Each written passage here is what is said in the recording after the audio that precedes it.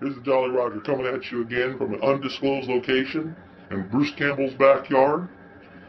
And this is for the people because that's what it's all about. And we're going to talk a little bit about Miss Oprah. Seems that she's put herself in the news and put herself out there, stretched her neck a little bit. Have you heard about the largest church in the world? The first service was March 3rd, 2008, with an attendance of over 300,000. The attendance is now over 2 million, and they conducted the first ever mass trance on March 17, 2008. What do they teach? Who you are requires no belief. Heaven is not a location, but refers to the inner realm of consciousness. The man on the cross is an archetypal image. He is every man and every woman. The leader's website teaches these lessons. My mind is part of God's. I am very holy. My holiness is my salvation. My salvation comes from me. Let me remember that there is no sin.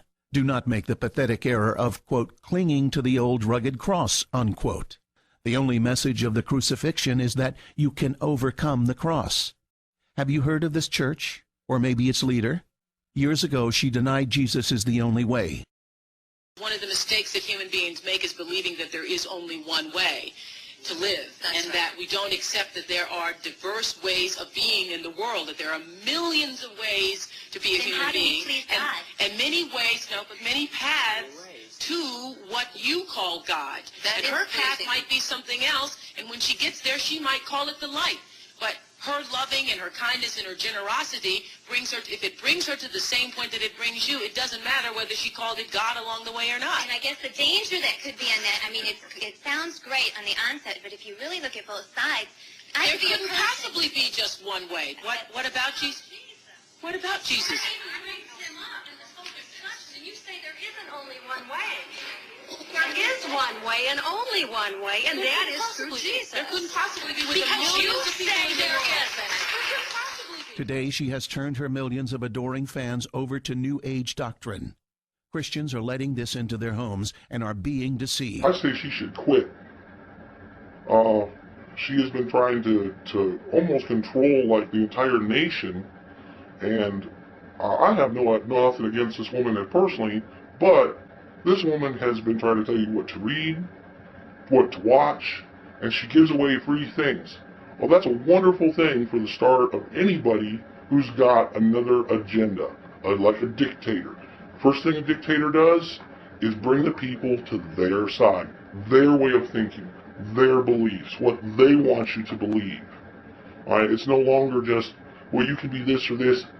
Next thing you know, you're burning books that you don't want. She is supporting the president for all the wrong reasons.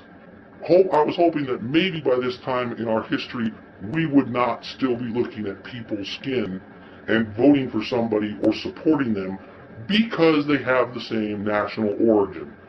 Let's remember, Oprah, this is a melting pot, okay? And if you don't like Americans and you don't like white people, go back home. I've seen several videos where you talked about white people, how you want white people closed. I'm sorry, you're discriminating. You're not being any better than any other person who's a racist in this country. You talk about the KKK and talk about people and their beliefs. I'm going to challenge Oprah right now. She needs to come to Scottsboro, Alabama, and live for a year and to see how people are treated, and in fact, how the other African American, black, or whatever you want to call it, however you want to say that, politically correct, it's African American. We've always used the reference that they call us white people, the people like her that, want to say something bad about white people. Fine. Well then, what's wrong with me calling them a black person, okay? I have a lot of nationalities in me and a lot of different blood. They still call me white, so I'm still going to call black people black.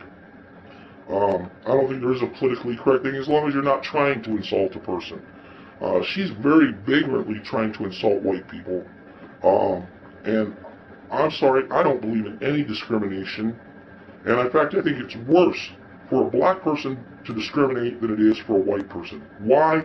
Because you did have to live as slaves, and you should rise above it.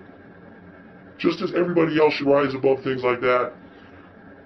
But you should forgive. I mean, this is 150 years ago, and still, Oprah, you, and a lot of other people cannot forget that there were some people enslaved. Well, there have been people enslaved for 10,000 years all across the world. You don't see them cry in Europe about being slaves. Black and white people in England, they're all English. And frankly, Oprah, you're not acting like an American, okay? You're not showing any loyalty to this country or the people in it. You're showing loyalty to a color, all right? Which is the most narrow-minded thing you can do. It shows ignorance. I don't care how rich you are, how many books you suggest. Have you ever read those books? I doubt it. Your whole basis of your show and what you say is based upon color. So, in essence, you're being more discriminatory than anybody else right now, especially supporting a president only because he's black. You can't hide what you said. Remember, you can't challenge the truth.